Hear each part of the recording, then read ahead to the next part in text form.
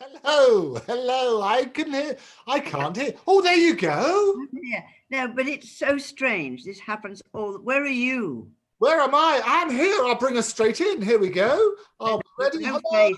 I can't see your face. I know. I'm hiding it. Here we go. I'll bring us You in. are. You're being shy. I'm always shy and retiring. You I know know me. you are. Here we go. I'll start the show then. Now we're all ready. I love the preparations beforehand. Hello and welcome to the Andrew Eborn Show with my wonderful guest all the way up there in North London. How are you? I've just seen you. I'm very well. I've washed my hair, you see. You look stunning. You've put your makeup on. You've done your hair. You look glorious. Glorious as always. Glorious. Absolutely. And so have you, I noticed. Well, I've got a tie to match my eyes into joy. I want to ask you some questions. Oh, go for it. Am I allowed to ask you questions? Well, that's the first one. So you can have 2 questions. That's the first one. Can I ask you questions? All right. Yeah, what would you like to know? How do you get your hair to be the same all the time? Oh, isn't that good? Well, because we keep it in a jar. It doesn't look good. I was going to get a wig, but it's too much toupee. I was wondering if it was a wig, yes. Oh, without you, it was a wig. Well, what do you think? All right. No, it is. This is genuinely my hair. Keeping it well on, aren't you? It is genuinely my hair. It looks. I know. That was one question. Oh, very the other good is, question. how did you get so thin? Oh, how did I get so thin? Well, there you go. Well, I only eat when I see you. I make you hungry. Oh, look at you. Oh. It's got that Friday feeling. It's got I know. It's anyway. I am half man. I loved your thing with my dove. Yes, thank you. Wasn't that fun? And thank you for introducing me. He was so good, and it's so funny because I mean I know his whole routine, of course, but but I mean what I hadn't heard was the Becky Roddy story, which was my story. Oh yes, but isn't that lovely? Unless we had the same story, which is possible. Oh no, but I don't care where the story comes from. It'll be my story soon. Do you remember when I was with Roddy? You will, Andrew. You will. Yes, I know. Is that wonderful? It was so funny. I thought, that's funny. That happened exactly the same thing. Well, you should say, because it's rather like that Oscar Wilde quote, isn't it? When somebody came up to Oscar and said, "Oh, I wish I'd said that," and he turned around to them and said, "You will, Oscar. You will." That is what I was quoting. Oh, glorious! Wonderful. Oh dear. So anyway. Tell me your Roddy story, and we'll compare notes. No, the Roddy story was he took me out to lunch because he'd been offered the job of the head of BBC Two. And he was very worried about it because he doesn't like being on that level. He'd rather be a director along with the actors when we're all, and as I said just now in my thing, it's better to be a Robin Hood than a Sheriff of Nottingham. And that's exactly what he didn't say that, but that's what I said, because being a creative, a proper creative, is more interesting than being an office person, And so we had this long discussion, and I said, well, I think, Roddy, you could do both, because you can get the job of BBC Two, and then give yourself the job of director. Anyway, so he did actually in the end. I can't remember how My Dove's finished. I was just so amazed when I heard it because, but he probably took My Dove out to lunch as well. I don't know. I think it's glorious, and I love all this. But also in your text, do you remember you also sent me, and it's very sad when you send this bit on your text because there's always a little bit. And you said, I very much enjoyed your interview. And then you sent me a sad line. Tell me what the sad line was. What, today? Yes. I said I'm very nervous because of what happened with that. And you also said you felt as though you felt as though you might be abandoned again. And I would never abandon you. No, it was funny. It was because I'd I was on the, I think I was probably using the phone a lot and the computer a lot. And then I remembered, or I was aware, of course, that you had said that you wanted to talk to me on Friday. And I thought, today is Friday. All day, all day. Where's We he have one every gone? week. Where's Andrew? And then I sort of, then I read your, I saw your thing with Miss Mydub, and they made me laugh so much. Oh, He good. is so funny, isn't he? Oh, Funny. we had a wonderful time, and it's such an extraordinary family. Was that this morning? Yes. Oh no, Yeah. I've done a few with him now. So what? Yes, I know. I know. He said, I don't know. He wants to talk to me. And I said, of Well, course he I wants think to he talk likes to to you. talk with me as well. And that's the great thing about it, because he was telling me, rather like, so his wonderful thing with Enoch Powell just after the river. Oh, that was it. That was what was so funny. Yes. Yeah, His, it's his, got it. yes, not telling him he was so charming. Do that. Yes, it's a lovely story. That it's a wonderful story. I hope he's written it down. I'm sure he has. Well, if not, I'm sure, but I think I was helping because, as you know, I do a lot of research before speaking with my guests, and I often know their life story better than they do. So with appropriate prompts, we can get in the right sort of place. And as you say, if they don't know the story, I can always invent it. So we can always, as I always say, never let the truth stand in the way of a good story. I know you always say that. It's very worrying. I told my dad that. I said, now do be careful. Because he says, don't let the truth stand in the way of a good story. But it was good. Anyway, he was so involved in his talk to you and what we thought of it and all the rest of it, that he didn't really hear me making the joke, probably just as well.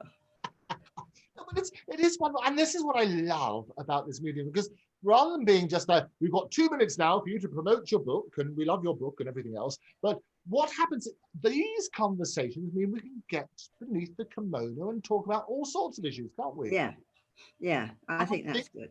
And people open up. I mean, I hadn't met Nadav beforehand, but he spoke to me as though we'd been lifelong friends. You just have to say, Nadav, tell me something, and he's right, he's there, he's off. I did tell you that, though, didn't I? Absolutely. He loves to talk. Well, and that's great. But I don't mind. I mean, I like it, because he's interesting. Oh no, absolutely. And it's, the show would not be the same without people who don't talk. It's got to be. But that is true. Yes, that you actually speak sooth there. I speak sooth, and I always speak sooth, and not only do don't let sooth get in the way. The soothsayer. I love it. The sooth, the whole sooth, and nothing but the sooth. Nothing but the sooth. Yes. And talking of which, talking about fact being stranger than fiction, have you been following the glorious shenanigans over the news? And I predicted every twist and every turn. Yeah, but you also predicted the fact that he was going to win, didn't you? Ah, no, what I said was very clever. It's often very clever. What I said, always very clever. I know. People first of all underestimate Trump, and they will dismiss him and say, I believe that. I said, never, ever, ever dismiss him, because they dismissed him with Hillary and he won. And what I said, and I predicted on, first of all, he will go out there and he will declare that he's won, because that's what he will do.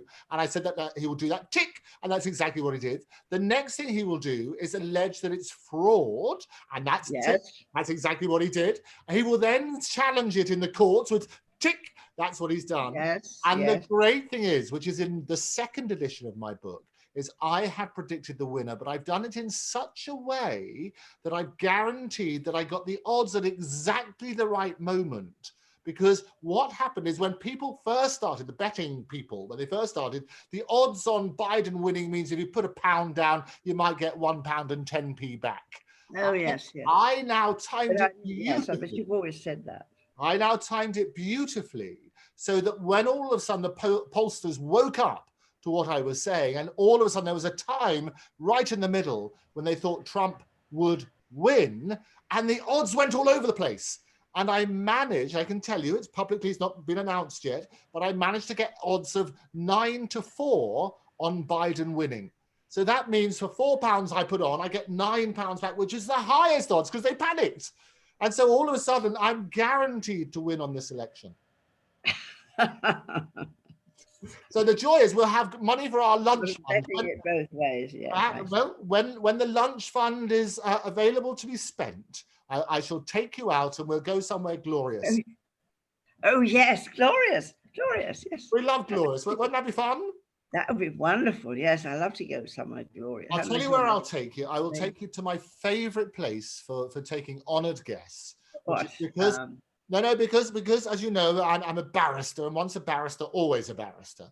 I'm a barrister, and I'll take you to the glorious Lincoln's Inn. It's one of my favourite places in the whole of London, probably in the whole of the world. It is a fantastic. I've done shows in the Inns of Court. I don't remember which ones. You probably went along to the Middle Temple, where they have things like Twelfth Night. The very first performance was in Middle Temple, and obviously because of the rich history, they've been kings and queens and presidents have all come and dined in these hallowed halls. Yes, we did. I remember definitely one of the shows we did was called Red Wine and a Wench. Ah, and who played the wench? It was a restoration comedy thing we did. Yeah. Well, I quite like that. I bet nowadays, you see, the wench could be restored. So with plastic surgery, you could have the new one. You could introduce on that sort of basis, which is glorious. Wench, yes. There's a joke there somewhere, but I can't. One day it will come round to that. One day it'll come out. I know. It's always a thrill. I know. Like so you're looking wonderful for Friday. Have you been somewhere exciting? Where have you been? Sooth, nothing but the sooth. I thank you. Where have you been on a Friday? You're looking all dressed up. I'm not. You're not? No. Well, you're looking particularly fine. I've had this on for ages. This is my jumper, my cardigan, and that is the T-shirt that I do my exercises in. Of course, it was exercise day today, wasn't it?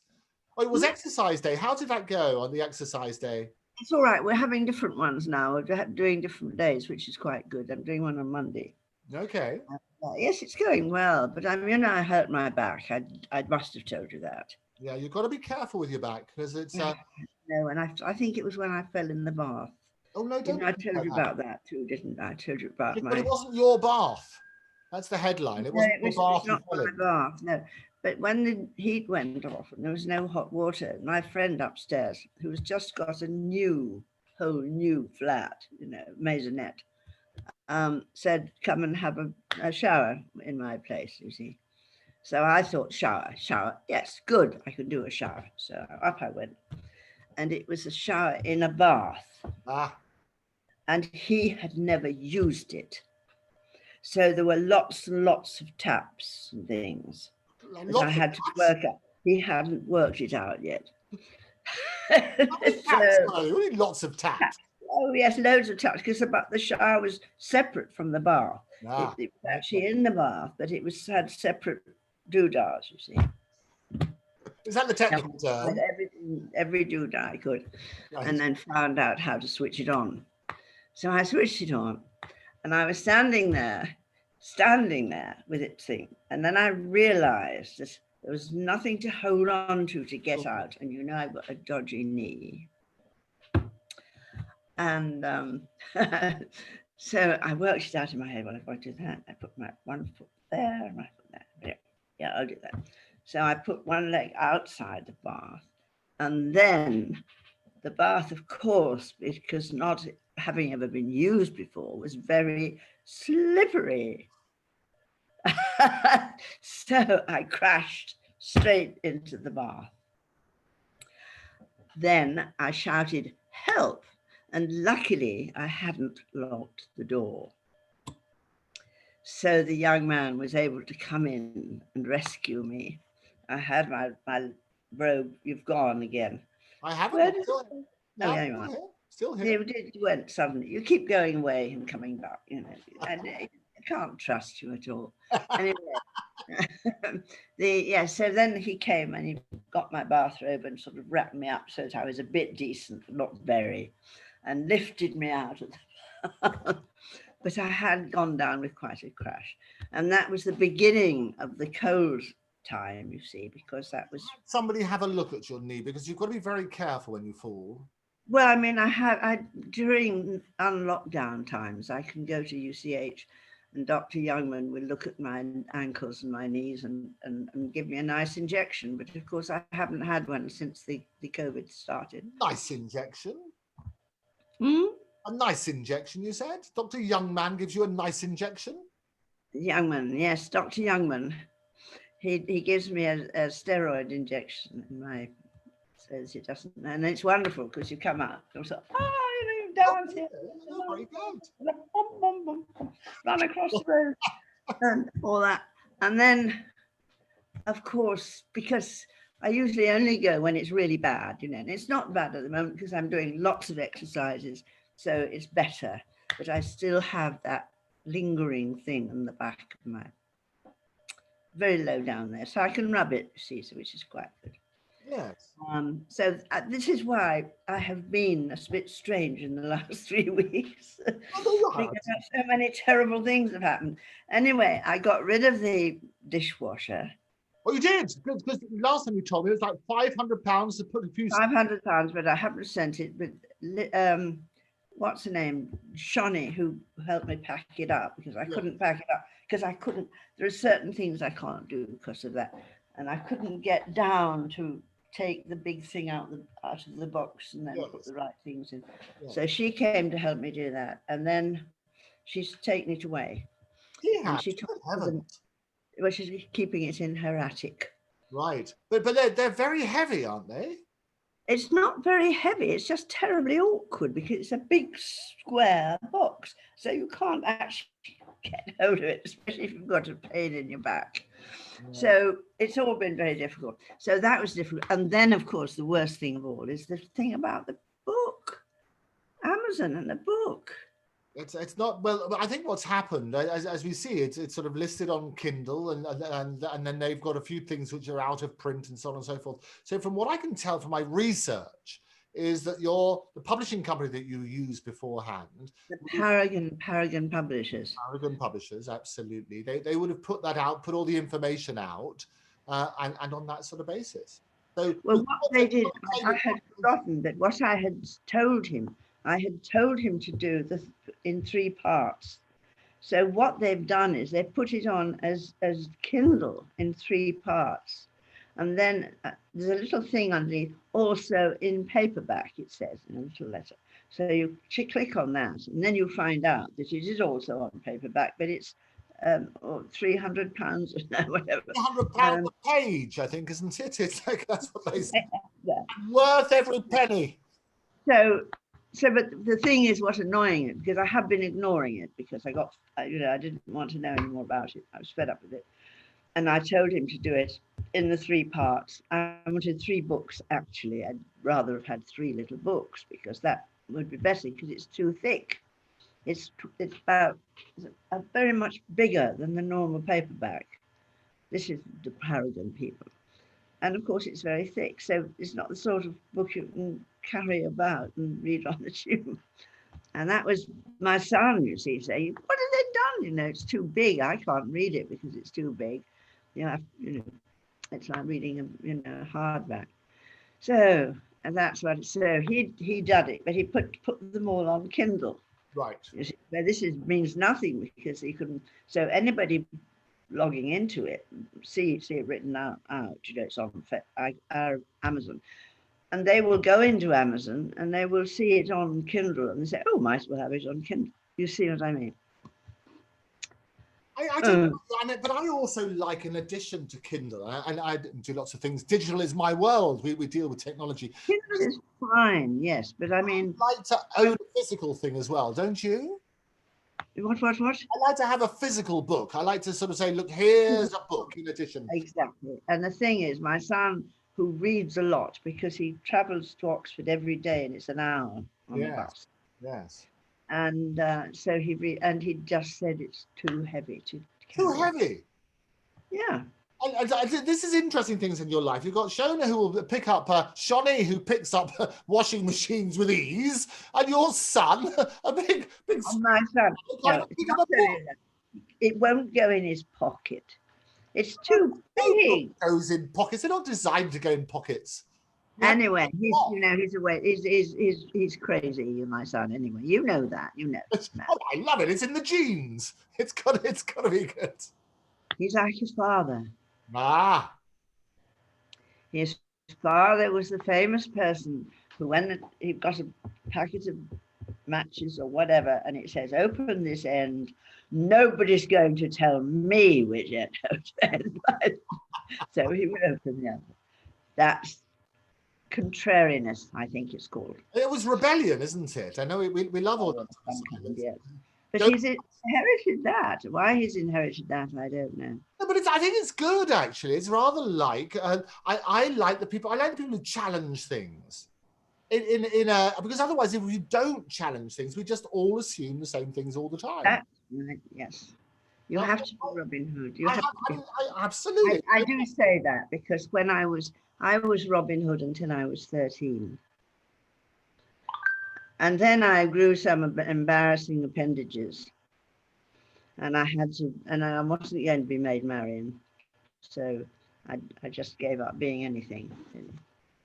You were a bit of a tomboy before you hit. Oh, tomboy, no. I was never butch. I don't think, because people always said I wasn't butch.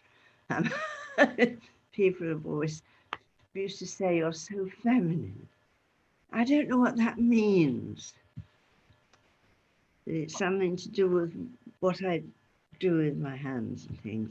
What do you think? Well, I think nowadays, I think people are avoiding labels, aren't they? I think people say... I'm talking about me when I was like 20. That's right. No, I think that everybody can have whatever label they would like slapped on them. I think people are individuals, and I think rather than saying you're this or you're that or you're anything else, you are you. And I think that's fine. I hate labels. I don't think we should have labels at all. I agree. I am a no label sort of place, and all of a sudden you suddenly became anti-label. No labels at all. You talk for Laurie. Oh yes, I've written to him, the other side of the world. I'm going to talk. So we're going to hopefully hook up later. He's 9-hour time difference. So looking forward. What are you talking about? So that. Oh, can you see me? Yes. What are you talking about? Oh, Larry. I thought you were talking about Larry, the other side of the world. Larry. No, I wrote to him and we've corresponded, but because he's 9 hours time difference. And very hopefully I'm going worried about later election. Give him a chance to get over this a bit. Yeah. If nobody will ever get over it, I don't think. I think, I said, well, it's predictable. Not only is it predictable, I predict. But what's going to? All right, tell me what's going to happen then. Who is going to happen? What's going to happen is I'm going to win some money on it. In fact, they sent it to me. Oh, I said I've got lipstick on. That's what you meant. No, that's what I said. You've got lipstick. They've sent me the bet already. They sent me the bet. I just noticed that. I did that. Yes. What have we got now? Well, no, this is what they sent me for the money that I put on the presidential thing. And it's got what you can do. You can cash that in at any stage. It's like these little blank ones. Can you see those? And then it makes it nice and easy on that sort of basis. And that's what they're going to cash in.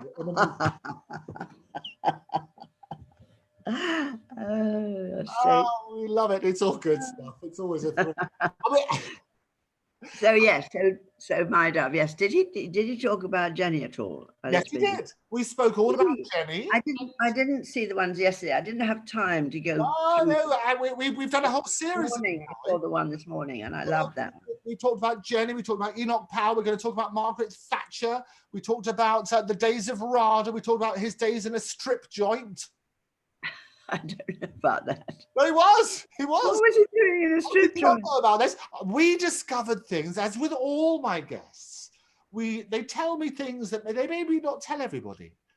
And they share. This is peeking beneath the kimono. Because we had this discussion before. Sex sells. It's like you and Oliver Reed. Oh, yes. No, I don't. And Oliver Reed is so unimportant. You can't say that. In my life is unimportant. Your life is not unimportant. Your life is very important. And no, but he is unimportant in my life.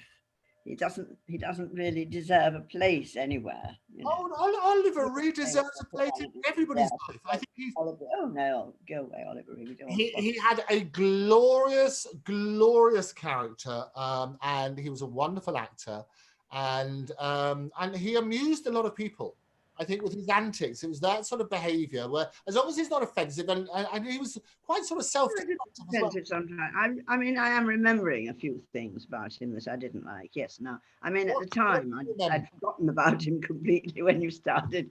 I'd forgotten he even existed, and so since then, have been remembering a few things. Yeah. What do you remember? Oh, just things he'd said. You know, What sort of things? not nice things, and not saying them to me. He was always all right with me. I think. I don't know. I mean, it probably wasn't. But I didn't know him all that well anyway, you know, so Well, he no. fancied, didn't he? He did But yeah, fancy. there were certain quotes that I didn't like, you know. I thought, oh, I don't really, I'm glad I don't really like this man very much. Well, And like the one who just died, you know, Sean, whatever his name is, Sean Connery, yes. Sean Connery. Yes, he was a bit unpleasant as well sometimes. What did I he? didn't know him.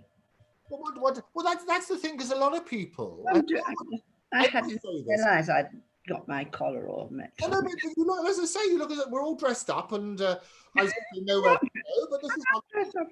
I did wash my hair this morning It though, looks because I wonderful. took a picture of myself first thing this morning I because saw my it. friend Melissa had sent a picture of herself with her mug when she got out of bed. So I said, well, all right, I'll do the same. So I did. No, I saw it. 6 o'clock in the morning. You posted the thing, and I put a little quote underneath it. You said, lovely mug. That's I what you said, said. "What a mug!" Absolutely. What a mug, yes.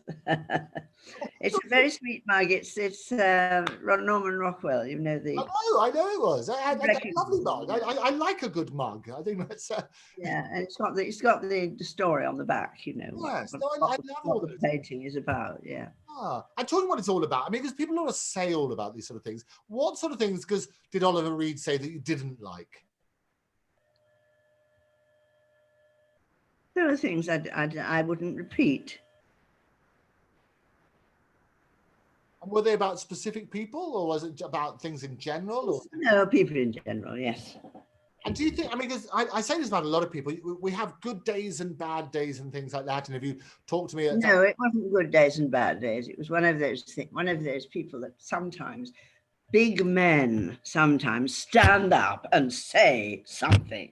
That's the sort of thing that you know, like Sean Connery. It was a similar thing to Sean Connery. and what sort of things would they say? You heard the thing that Sean Connery said. It's been spoken of all the time since he died. What was it?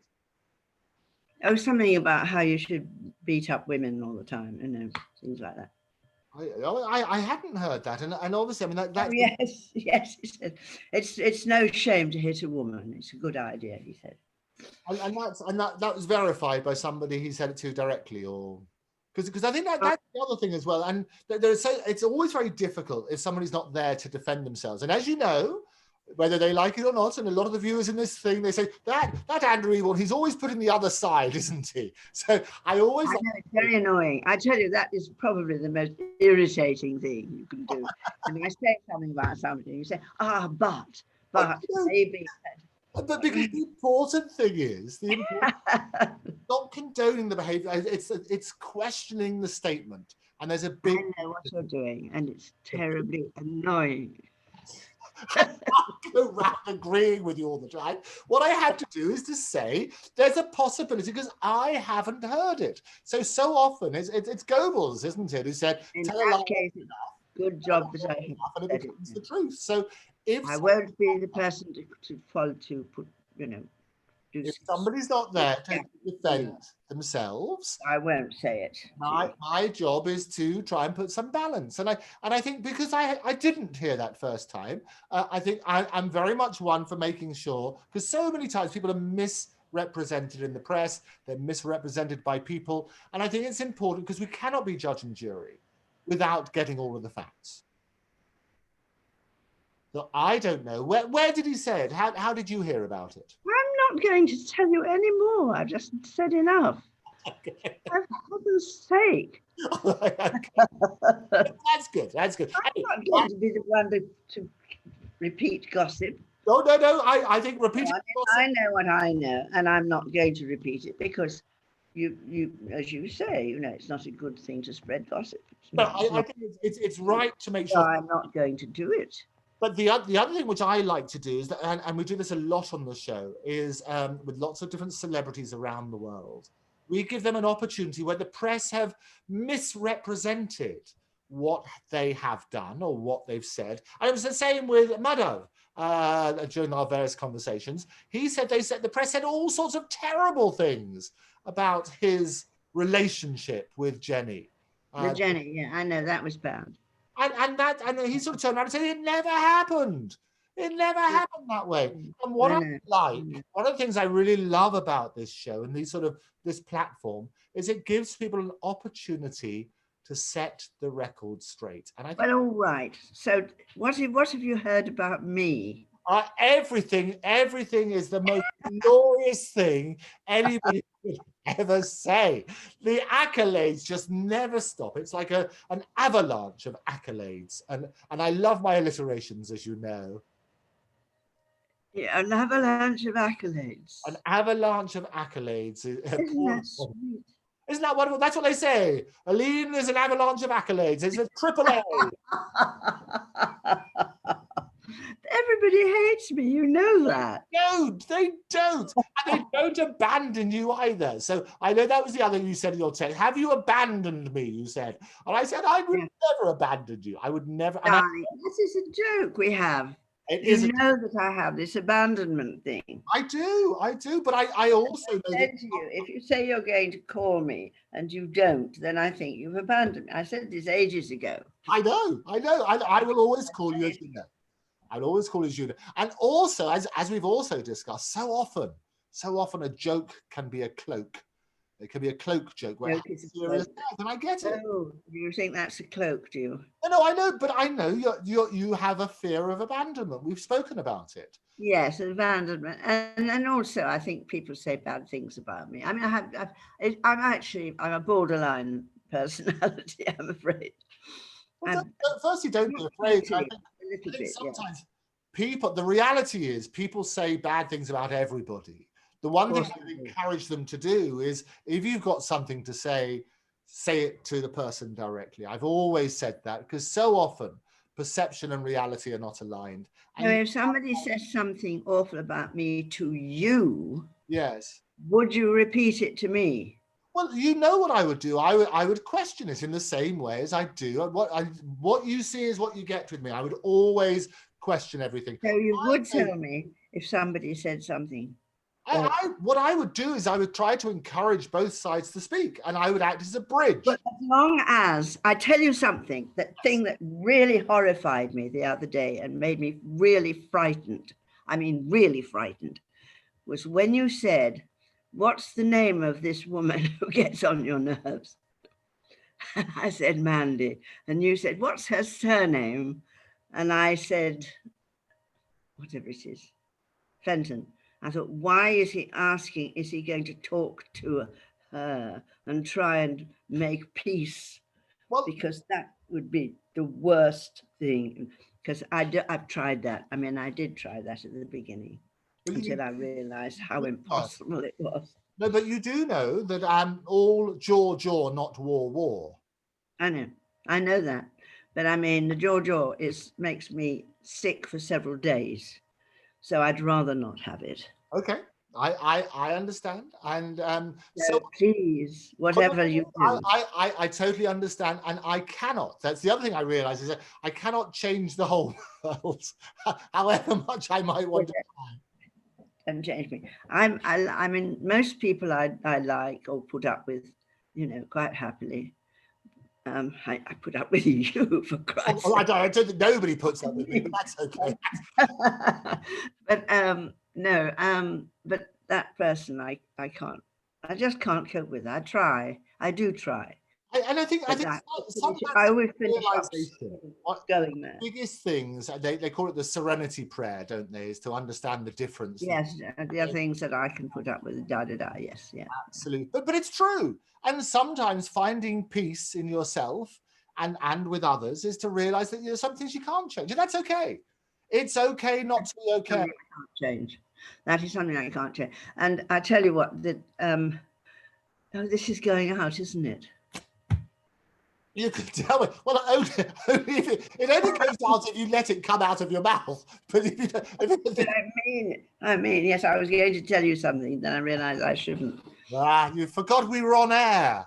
We're always on air. And I actually did say the name again, didn't I? Which is I think there's what I like to do, and you've heard me on everything. It's consistent. Is that I will always try and put the other side. I will always see if there is a way of building bridges, because in a way, that's how we first met, isn't it? With all sorts of people saying all sorts of terrible things. And what happened is you sort of turn around and say, actually, the more terrible things they say, the more it's intriguing to find out about the person. It's rather similar to your... No, that is what people have been saying wicked things about me then, is it? No. About me. That sort of thing. What lips you got? I look ridiculous. I know. So I think the reality, it's getting very dark. Hasn't it suddenly got dark? Yes. It's all of a sudden, it's almost like a sort of Halloween-y type thing. I think the sun has set and the nighttime is coming. The sun has set because I was outside while the sun was out. I'll tell you what, I did the worst thing ever this week. What? This week, as you know, was Halloween on the 31st. And yes. the same day that I brought a pumpkin into the house, I also found a poinsettia. You found a poinsettia? Yes. And I brought it into the house, something you should never do until it's almost Christmas time. Really? Oh, you've got to let the festive seasons dictate. I've never heard that. Yeah. I hope you sang When the Saints Go Marching In. Then. Oh, I bet you could sing it so much better for me. I did. We used to do a show at the Abba Dabba every Halloween. And we used to do it till midnight. And we picked out lots of wonderful songs about ghosts. And Tom Lehrer was very useful. I hold your hand in mine, dear. You know that one? Yes. Press it to my lips and take a healthy bite from your dainty fingertips. I'd feel much better if you were here, but still I'll keep your hand as a precious souvenir. I think it is. Anyway, and then at midnight we would do, oh, when the saints go marching in, oh, when the saints go marching in. Do you know, I could sing it much better if I wasn't sitting in front of a computer. Well, where do you want to sit? You can stand. No. I would sing it in the kitchen or somewhere like that. Well, we could go to the kitchen. But I somehow I can't do it on the computer. I just do a whisper. Oh, no, but we love the whisper because we decided, didn't we, last time, that every time we have one of our chats, when the saints go marching in. Oh, when the saints go marching in. Oh, when the saints go marching in. I want to be in that number. Oh, when the saints go marching in. I love it. Here we go.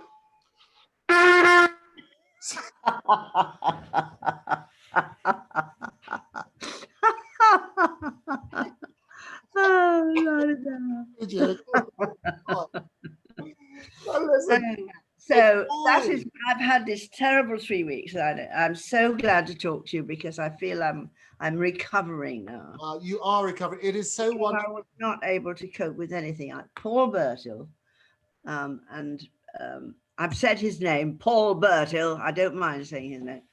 And the back and the heat and the book. It's been absolutely together. But now, is there anything you can do about that book? We can all sort that out. We will tell people that it's going to come out. The new edition is going to come out of your book. And the new edition. I think I'm going to have to republish, aren't I? I think we'll do lots of books together. We'll just have. do it for Christmas. I know. Well, my book will be out for Christmas, and you can all see the predictions of how I predicted the election. How you too can turn failure to success. And predict the future. It's always there. Is my little thing in your book? It is. What? There's more than a little thing. Your wonderful write up of your first book. Right. Because I thought the reason you weren't talking to me was because you hadn't put it in and you were embarrassed. No, I've absolutely. That's you see what I mean. I do. I know what you're talking about. The second edition of the Andrew Eborn Book of Failure, with a foreword by Mike Reed, the legendary broadcaster, and the wonderful. You write that fantastic review. That is also good, wasn't it? for word. I read the bit you put in, and I was absolutely stunned. I thought it was awfully good. It was. What you wrote was sensational. I loved it. And I tell you, my head was bigger. And talk about blowing my own trumpet. That's what I would. You shouldn't have any clothes on, really. It's the sort of thing that cherubs have, isn't it? When I see. Well, yes. I think that would be a different sort of show. I think when I was a bit chubbier, I'd be a better cherub if you do that. So tell me how you lost weight. Oh, well, I did a lot of walking, is what I did. Eating. Well, that will be. I'll tell you what. There'll be a whole book on how to be half the man I used to be. There we are. That'll be the name of the title, and that will give people tips on how to lose weight. Would that be useful? Half the man I used to be. I think I know every single tip about losing weight. So I want yours in case it's different. Oh, it is different. Because everybody says different things. Everybody says something different. Well, I think it's a mental thing, and I think that if you get into the right state of mind, then you can do it. And I'm sure that's what you did. Oh no, it's a combination of both. It's also understanding how your body works. And so, for example, the brain takes 500 calories to calculate. So you can do mental exercises. And because I also spend a lot of time going out and dining and partying, you know that. None of that stopped. What changed is my understanding of how my body worked. And so I would basically balance it. And it's very simple. In simple terms, it's rather like a car. If you put fuel in, it goes, but you need to burn off that fuel. And there are ways of burning it off. So in the new book, Andrew Eborn, half the man he used to be, I will give all of those tips, guaranteed success. Guaranteed success. Always. Well, I think, yes. I mean, I have a big problem at the moment because it's a bit boring sitting around, not going out. I used to go out all the time, of course, to go and review the shows, and I've nothing to do and have nobody to go with and nowhere to go. So, that's a bit boring, really. Well, I spend a lot on the phone. When we're allowed to spend a lot. We will do that together. I will take you out. We've already said we're going to take you out for this wonderful lunch, and we're going to review. Oh, yes. And we will do more of these wonderful chats online, because this provides not only our own entertainment. We love doing this. It does help a lot. And there's so much I haven't told you. Oh no, and there's so much more to come, which is good. So what we'll do, we'll come back again. We'll have more. I did tell you about my Donald, didn't I? I did tell you that story about when I was 4 years old. Oh, tell me about when you were 4 years old. Well, about the boy wonder that came to my party. Oh, well, no. So I've written it down and I'll send it to you. So well, no, tell me now. All right, I'll tell you now. There was this little boy who lived near, and he was called Donald. Right, it's a familiar name, isn't it? And my grandma, who was a sort of jokey person, decided that Donald, because he was a genius, apparently, a child genius, because he could play the piano like a grown-up person, should be my boyfriend. So she persuaded me that this little boy was my lover, and I was going to marry him when we grew up.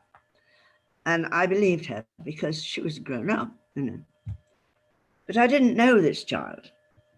So it was going to be my party. I think I was going to be 5. I'm sure I was 5. And he was to be invited. And it was really rather exciting. Sorry about that. It was, oh, yeah. Anyway, it was really well. Are you shifting for better light? Oh, there we go. Well, no, it's too bright. Oh, there we go. Oh. That'll do. So, it's one of those things you keep hitting it, it changes, you know. Anyway, so this little boy was invited to my party, and we were all in, you know, in this room, and the little girls were there. They all brought presents and everything, and it was very nice. And we were playing toilet. Do you know? That was a special, because in those days people didn't say toilet. Well, at least where I came from, they didn't say toilet. Yeah. So toilet just meant this game you played, which was a sort of bottle that you spun, and when it pointed at somebody, that person had to do a forfeit. Do you know that party? Well, I know spin the bottle, but what sort of forfeits would you do? Well, that was it, you see, because we were too young to know what they meant. But anyway, I mean, you had to sing a song or do a poem or something like that. And there was the one that fooled me, which was kiss 2 bare legs and 1 bare bottom. And you sort of stand there and you think, what do they mean? You know, and yeah. That's a bit better. And so anyway, eventually I worked out what it meant, sort of. I didn't really know what it meant. Anyway, but then this little boy turned up, you see, who was supposed to be my lover, right? And I'd never met him before. And I expected him to be sort of fairly friendly, you know, sort of say hello and things, but he was really sort of bad-tempered and sullen. And so he went and sat in the corner while we were playing this game. And then the tea was announced, and suddenly he became full of life, right? And we went into the room, you see, where the tea was all laid out, and he started eating and eating and eating and eating and eating. And he didn't wait to be offered anything. He just grabbed everything, you know. It was awful. And so we thought, well, you know, all right, he's a genius or something, you know, that was the sort that everybody, and all the grown-ups were sort of thinking, well, who's this strange child who doesn't even wait to be asked if he wants something, just grabs everything. So he was very nasty, that. And then, of course, he became the trifle, you know, the trifle and jelly steaks, you know, which you get before the cake. And he got this great big thing of trifle.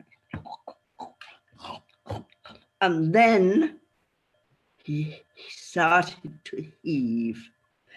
And yes, and it went all over everything. And so we quickly had to have another game of toilet and ushered everybody out.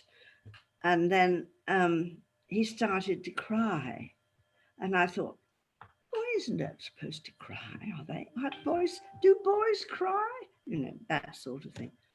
And he said, I want my motor. So his mother was telephoned, and she turned up, and she looked at my mother as if she'd been poisoning her little boy, you know, because everything's always somebody else's fault, isn't it? We know that. Sometimes. And so she took him off screaming, you know, I want my motor, and I thought, well, that's what men are like. And I've never found any different. But it's true. Oh, no, and the motor, was that short for his mother, or as in motor to take him home? What did he mean? His mother came to take him home. No, his motor was his little pedal bicycle. Oh, that's what he wanted. Okay, so yes. No, they used to be called motors in those days. They were called motors or motor cars. Yes. We didn't call them cars. Yeah. And so you work on that sort of basis. Things have changed. People, you know, they are just called cars, aren't they now? Well, I think it was always very sweet when we were driving around. I've always had Bentleys, as you know. And I know, it's very posh. And it was very sweet when our children were very little, about 2. They would only ever, when they saw a car, they wouldn't say anything at all. But when they saw a Bentley on the road, they would say car. And that was the only thing. Anything they recognise, I know. The only I thing know. they recognise as a car. Well, I mean, I think a lot of people do that with BMWs at the moment. It makes me laugh now because I know nothing about cars at all.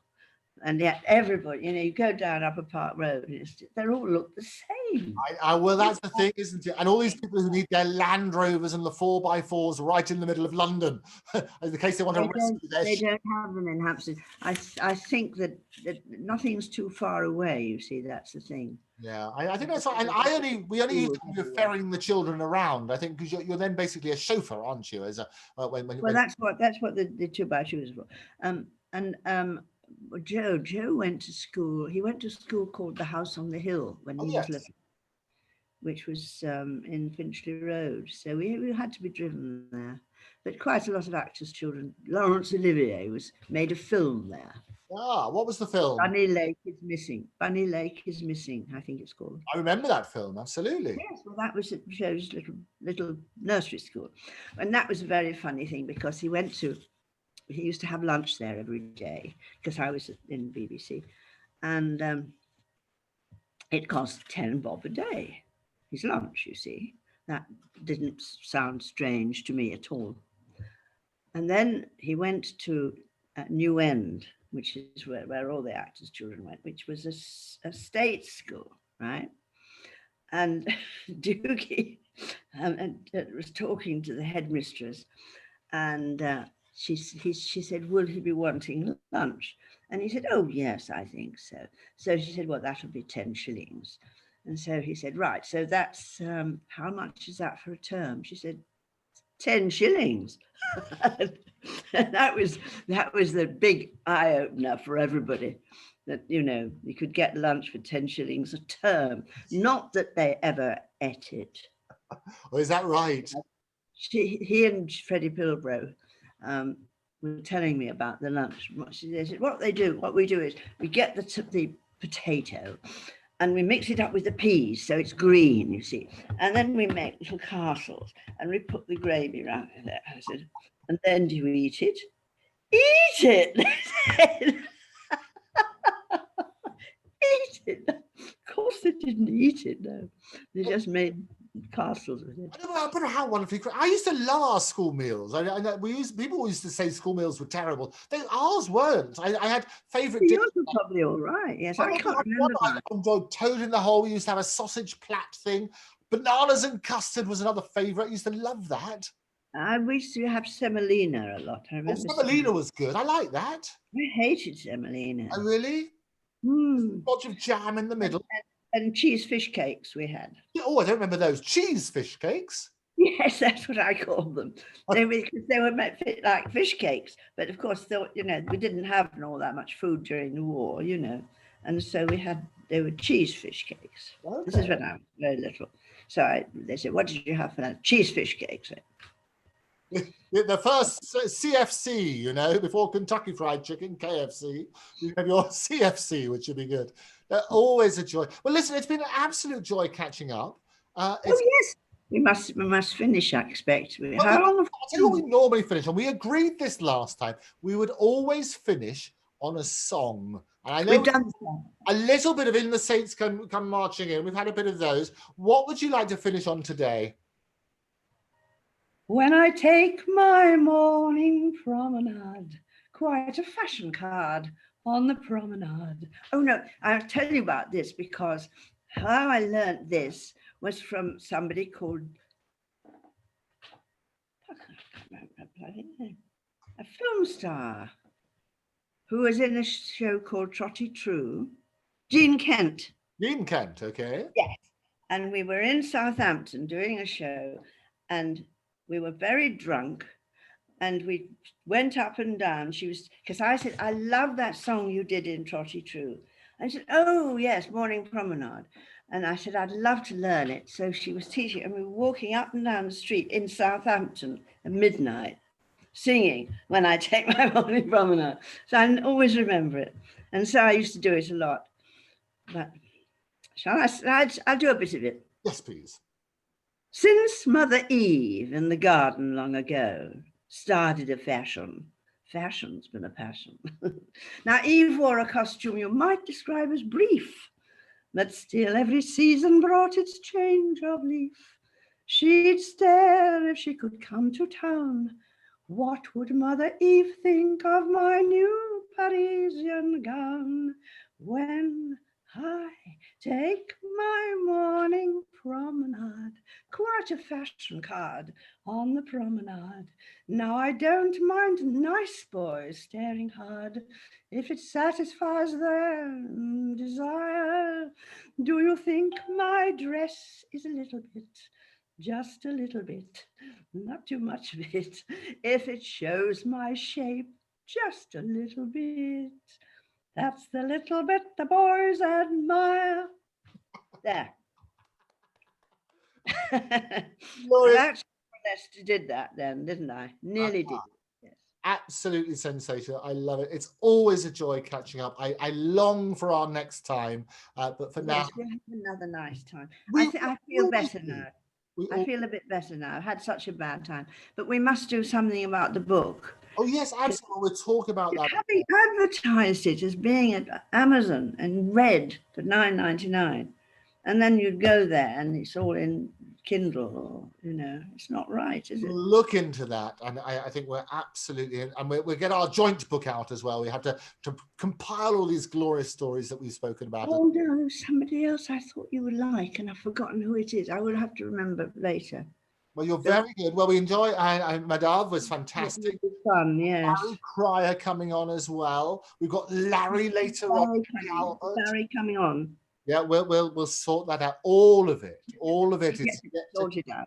Bless his heart. I sent him an email, but of course he never listens or reads or does anything like that. Not a civilized person at all. I will try him again. You never know, because he might start telling me a joke, and I hate it because he does it all the time. Oh, but we love his jokes. It's his one. No, we love his conversation. But when he said there's an Englishman and an Irishman, that sort of, I can't stand it. You'll have none of that. It's got to be good. Well, we'll dig out some good ones. He knows it, because we used to do it with Robin, and he used to talk for hours and hours and hours doing and swapping all these jokes, And anyway. So now let me think. There was somebody who I thought would be divine, and I can't think who it is. I will remember. You will remember, and it's wonderful, and I love it. Thank you so much for introducing people to the show and coming. Larry would be very good. Larry's got a very nice wife, but she is a little bit religious, which is not a bad thing. But sometimes it sort of might upset people sometimes. Well, I open absolutely. Yes, she's lovely. She is probably one of my favoriteest people. Oh, lovely. After me. She's lovely. Yeah. And then there are loads of people in America. Loads. I mean, most of my friends are in America. So they're all a bit younger than the English ones, because the English ones have all died. Oh, on that happy note. Well, let's get. I will think of somebody else. And we will love it, because it's a very interesting time in America at the moment. I'd like to know what happened to Donald Simpson. I think he became a conductor. Oh, good. Okay. Donald Simpson, the one that was sick all over the food. Yes. Oh, well, we should track him down. He might be a bit old now. Well, it doesn't matter. I think it's. No, I mean, he might be dead. Oh, right. Okay. Well, no, but that's. I mean, I don't know. I mean, that was the only time I ever saw him. I never ever saw him again. But you remember his name? I remember his name. Yes. Yeah, I know. After all these years, he was 4 years old. So. And there was another little boy who I mean, again, gave me a bad impression about the male sex, because he tried to strangle me. He was younger than me. Right. And there was what was known as a 10-foot that you could ride your bicycle down, which meant it was 10 foot. And there's an orchard on one side and a garden at the other side. And this little boy had put a rope across from one side to the other. No. And I came hurtling down on my bike, and it hit me on the neck, and I fell obviously off my bike. And I said, "You little horror, I could kill you." And his mother sent for the police Oh, for me. for because you. I had said that I would kill him. Oh my Nobody took any notice of the fact that I'd got a scar on my throat, which I've still got. God. How old were you at that stage? I think I might have been about 7 or something. 7.